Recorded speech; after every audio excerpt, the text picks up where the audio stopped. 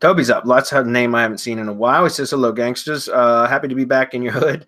Can you explain one more time G and its new policy on GMBs? Well, I would, but I don't really know. I mean, the policy is don't do what we do. That's the policy.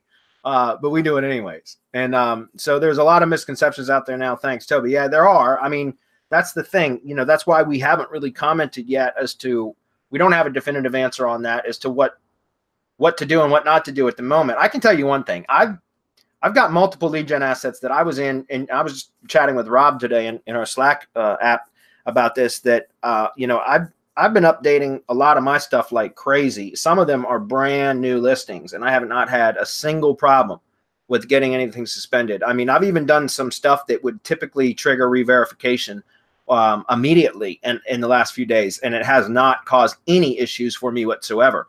Now, I'm not saying you guys can go buck wild right now because there is a lot of suspensions happening, but I think there's certain things triggering them. So, for example, I mentioned this last week too, by the way, and I don't have any problem mentioning this to you guys on Hump Day Hangouts because I want you guys to not make this mistake.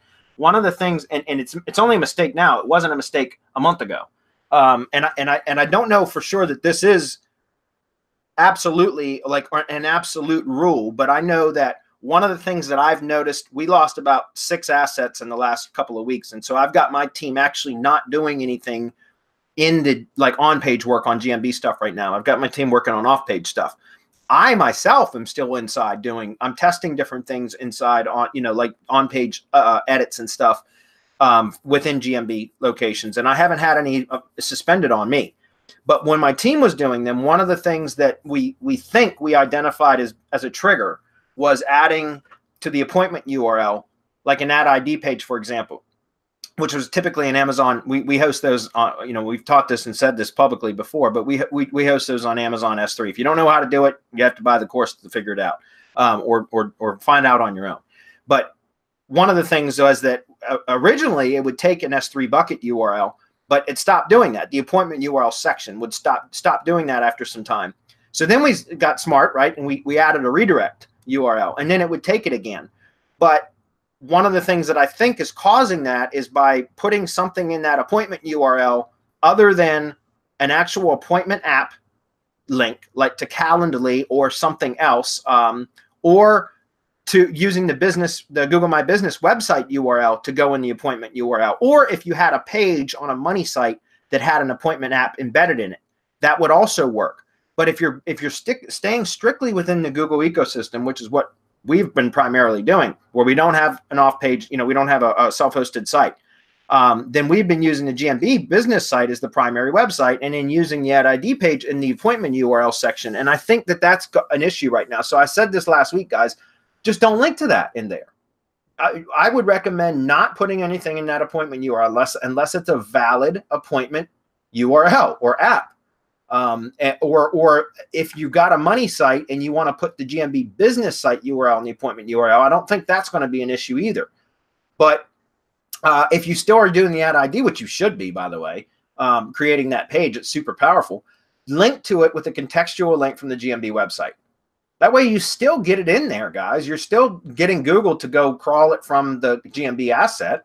It just doesn't have to be in the appointment URL. I mean, we did that because we were able to. But if that's one of the trigger points, which I think it is, I don't have 100% certainty on that. But we noticed that that's one of the things that when we had we lost 6 assets in a week. And my builder Joe was the one that said that he thinks that that's what it was, because he noticed that it happened on 3 of them right after he had added that URL. So I recommend just not doing it for now until we know for sure. If that makes sense. Okay. So as far as what is the actual, what are the policies? Well, the policies are don't spam. Are you going to abide by that? Because I sure as hell am not.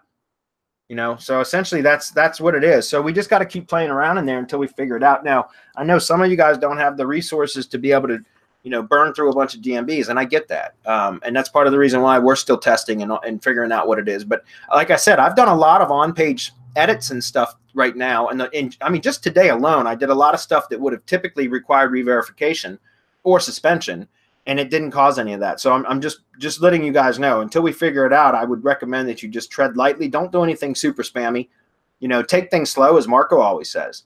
make a couple of edits, you know, or one big edit or something, and then get the hell out of there and leave it sit for a couple days. Let it marinate, right? let it season. Let that kind of settle in before you go back in and change a bunch of other stuff. What do SEOs do? SEOs go in, especially when you got a team and processes developed like we do, that go in and like within, you know, 2-3 hours, they've completely optimized everything and added photos and posted and, like, you know, have done everything. And that's, business owners don't do that because they don't know how to do that. You know what I mean? So if you act like a business owner, or if, like Marco said, if you go in as like an agency through a manager account, make some edits. I always recommend removing the manager account afterwards, but that's something else. You know, there's different things that you can test with some of your own assets, excuse me, but just think about, you know, what looks natural. A business owner wouldn't go in and fully optimize in, you know, in one fell swoop because they don't typically know how to do that kind of shit. A manager might, right? But I also, we've talked about not having, you know, using a manager. If you're targeting one vertical, don't use that same manager account for every account that you, or GMB that you log into, because that's a way that a footprint could be created. Use multiple manager accounts. For example, guys, probably most of you have a shit ton of syndication networks.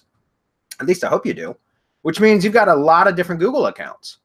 So you could use those different Gmail accounts that you have for various profiles to actually act as a manager, where you log into one of your things, make some changes, and then log back out and remove the manager through the owner account, if that makes sense. And that's something that you could do to reduce potential footprint issues. But that was another good question.